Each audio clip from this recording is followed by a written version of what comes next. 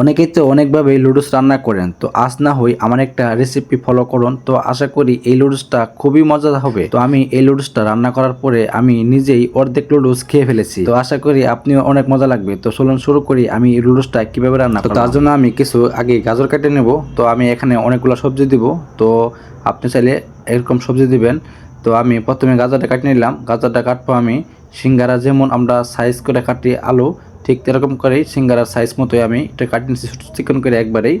তো এটা কাটার পরে আমি একটা টমেটো কাটিয়ে নেব। তো টমেটোটা আমি সুন্দরভাবে একদমই সিঙ্গারার আলুর মতোই কাটিয়ে নেব চিকন চিকন করে। তো যাই হোক সবকটা এইভাবেই কাটিয়ে নেব সবজিগুলা। তো এটা কাটা শেষ হয়ে গেলে তারপরে আমি এখানে কিছু পেঁয়াজ কুচি করে নেব চিকন চিকন করে, একদমই পেঁয়াজ কাটিয়ে নেব ভালো করে চিকন করে। তো পেঁয়াজটাও কাটিয়ে নিলাম। তো পেঁয়াজটাও কাটার পরে আবার আরও কিছু মরিচ কাটবো। তো যাই হোক পেঁয়াজটা সুন্দরভাবে কাটিয়ে নেব। কাটার পরে এখন মরিচ কিছু কাটিয়ে নিলাম। মরিচটাও আপনি একদম চিকন চিকন করে সুন্দর করে সাইজ করে নেব। তো আমার সবজি করে কাটা শেষ। তো এখন আমি এইগুলা সব একটু হালকা বয়েল করে নেব, সিদ্ধ করে। তো প্রথমেই গাজরটা আর আলুটা ভালোভাবে সিদ্ধ করে নেব। তো তার সাথে এটা একটু হালকা সিদ্ধ হওয়ার পরে আমি এখানে দিয়ে দেবো লুডুসটা। তো আমি এখানে 3 প্যাকেট লুডুস দিয়ে দিলাম, ম্যাগি লুডুস। তো 3 প্যাকেট লুডুস একসাথে সিদ্ধ করে নিব। তো যাই হোক এটা আস্তে আস্তে মোটামুটি সিদ্ধ করে নিব। তো এটা মোটামুটি প্রায় সিদ্ধ হয়ে গেছে। তো এটা অতিরিক্ত সিদ্ধ করা যাবে না, অতিরিক্ত সিদ্ধ করলে একদমই গলে যা, তো এটা ভালো থাকে না। যাই হোক মোটামুটি এটা আমি ভালোভাবে সিদ্ধ করে নিতেছি।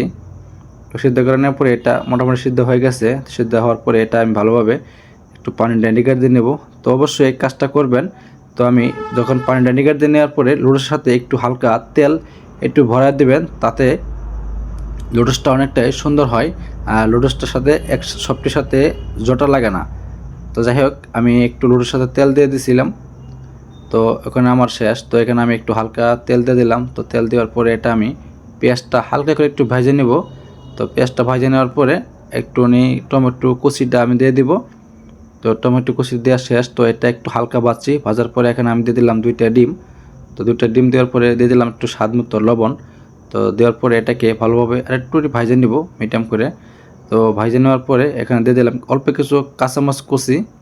তারপর দিয়ে দিলাম একটু ধনিয়ার গুঁড়া, একটু হলুদের গুঁড়া আর একটু জিরার গুঁড়া। তো দেওয়ার পরে এখানে আমি আমার যেই বয়েল করা ছিল লুডুস আর আলু আর গাজর, তো সব কটাই দিয়ে দেব। তো দেওয়ার পরে হালকা একটু নাড়াচাড়ি করার পরে এটা আমি দিয়ে দিলাম যে প্যাকেট মশলাটা লুডুসে থাকে, প্রত্যেকটা প্যাকেটে একটা করে মশলা থাকে। তো আমি 3টা মশলা এখানে দিয়ে দিলাম, যেহেতু আমার 3 প্যাকেট লুডুস ছিল। তো এটা কিছুক্ষণ ভাজার পরে আমি দেখে দিলাম কিছু কাঁচা ধনিয়া পাতা। তো কাঁচা ধনিয়া পাতাটা আমি পরে দিছি, কারণ কি কাঁচা ধনিয়া পাতা পরে দিলে এটা অনেকটাই ফ্লেভার আনে। তো আমার কাঁচা ধনিয়া পাতাটা দেওয়া শেষ হয়ে গেলে তো মোটামুটি এটা আমি আর কিছুক্ষণ জাল করার পরে এটা আমার মোটামুটি হয়ে গেছে। তো দেখেন লুডুসটা কত সুন্দর একটা ঝরঝরা হয়েছে। তো আশা করি এইভাবে রান্না করলে লুডুসটা আপনিও যদি এই লুডুসটা ইফতারের সাথে রাখেন তাহলে কিন্তু ইফতারটা আরও খুবই মজা হবে, আরও সুস্বাদু হবে। তো যাই হোক আপনি কিন্তু এই রেসিপিটা অবশ্যই ফলো করবেন। আর আশা করি এই ভিডিওটা যদি ভালো লেগে থাকে এই রেসিপিটা, তাহলে অবশ্যই একটা লাইক শেয়ার দিয়ে অন্যকে দেখার সুযোগ করে দেবেন। তো সবাইকে ধন্যবাদ। আসসালামু আলাইকুম।